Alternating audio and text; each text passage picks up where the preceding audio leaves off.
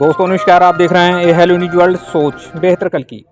हरियाणा के शहर रेवाड़ी में शुक्रवार को नगर निकाय चुनाव का प्रचार बंद होने के बाद शनिवार को स्थानीय सैंड पाइपर पर्यटन परिषद में राष्ट्रीय नव चेतना मंच के अखिल भारतीय संयोजक जन नेता विजय सोमानी ने प्रेस वार्ता में सभी शहरवासियों से निर्दलीय प्रत्याशियों के पक्ष में मतदान करने की अपील की है। उन्होंने कहा कि यह चुनाव परिवारवाद के खिलाफ है। आप देखिए प्रेस वार्ता में उन्होंने क्या कहा। आप देखते रहिए ए हेलो न्यूज वर्ल्ड और सोच हाथ बेहतर जोड़ कल की। शुक्रिया अदा नमस्कार। करता हूँ कि आप लोगों ने बेशकीमती समय आकर यहाँ सैंड पाइपर में हमारी बात को आगे बढ़ाने के लिए समय दिया है। इसके लिए मैं राष्ट्रीय नवचेतना मंच की तरफ से आपका शुक्रिया अदा करता हूँ।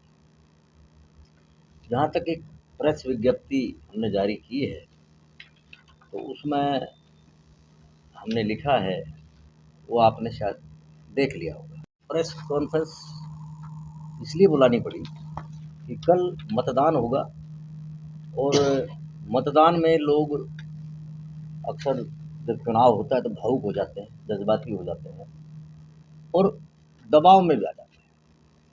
और रेवाड़ी में, धारवेड़ा में जो चुनाव है उसमें हम आज अपील करना चाहेंगे राष्ट्रीय नवचेतना मंच के माध्यम से कि एक तो किसी दबाव में वोट ना करें और एक दो परिवार जो निरंतर शासन पर कब्जा करे रखते हैं और उनके अधीनस्थ जो लोग नगर परिषद में बनकर जाते हैं वो लोग उन्हीं की हाँ में हाँ मिलाने का केवल काम करते हैं।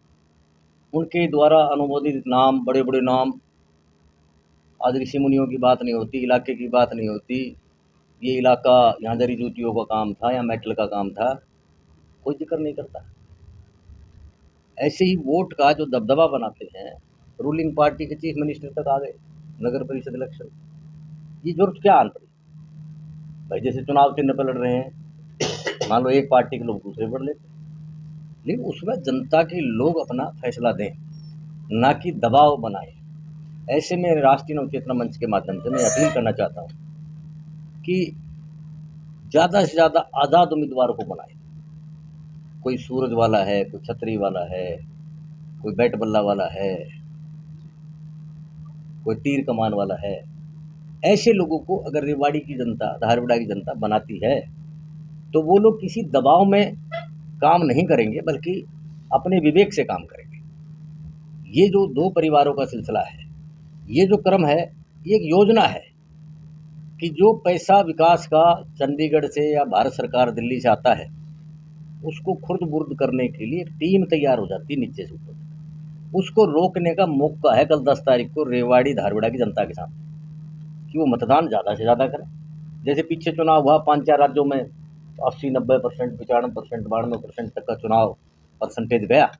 उसी ढंग से हम अपील करना चाहेंगे रेवाड़ी के लोगों को कि वो ज़्यादा से ज़्यादा मतदान करें और स्वेच्छा से, बिना किसी दबाव के।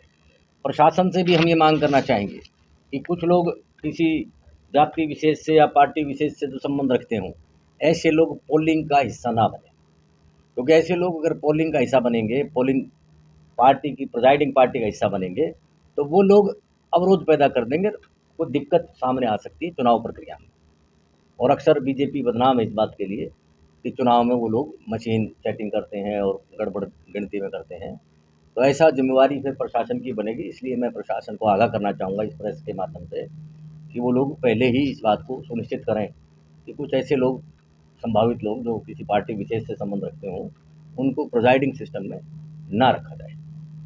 तो ये आप मेरी अपील और मेरे साथियों की अपील, राष्ट्रीय नवचेतना मंच की अपील, आप सब लोग पधारे।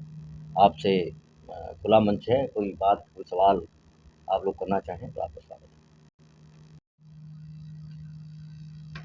राष्ट्रीय नवचेतना मंच ने पिछले 35-40 सालों में जितना जो कुछ बना, चाहे वो सामाजिक स्तर पर, चाहे राजनीतिक स्तर पर, चाहे प्रशासनिक स्तर पर, चाहे आंदोलनों के माध्यम से, चाहे चुनावी प्रक्रिया के माध्यम से, तो कल चुनावी प्रक्रिया है।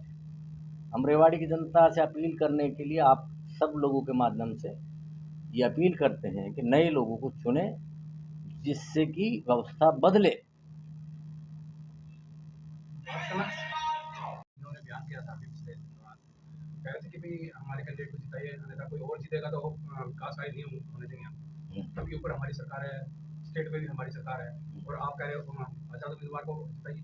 नहीं, राव राव इंद्रजीत सिंह तो ये चाहेंगे कि रामपुरा चौकीदार भी उनके हिसाब से रहे, चौकीदार भी उनके हिसाब से लगे, सरपंच भी उन्हीं के हिसाब से बने।